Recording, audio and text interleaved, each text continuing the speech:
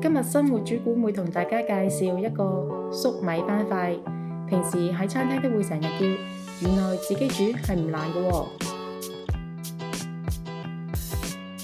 喺解凍魚柳嘅時候，加1茶匙鹽落水，將魚柳浸喺鹽水中15分鐘，去除個雪味，再沖水3至4次，洗乾淨之後就印乾水分。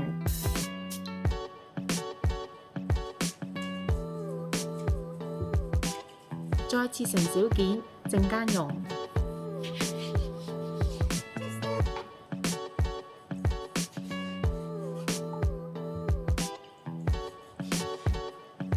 雞蛋打勻，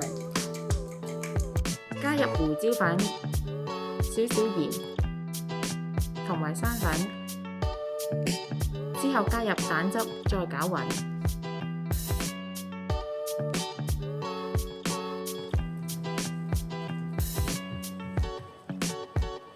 將魚塊均勻咁染上蛋汁，醃佢15分鐘。個蛋花汁可以加50毫升嘅上湯，生粉1茶匙，之後打勻佢，可以陣間煮嘅時候用。將粟米洗乾淨後起粒，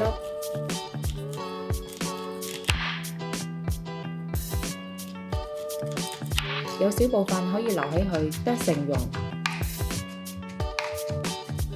將350毫升嘅上湯煮滾，加入粟米粒同埋粟米蓉，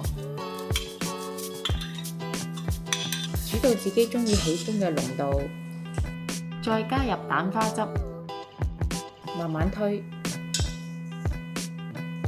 凍鑊落油，用中火燒熱隻鑊，記得要見到煙，確保隻鑊夠熱。煎魚嘅時候煎到佢兩邊金黃，咁就唔會黐底㗎。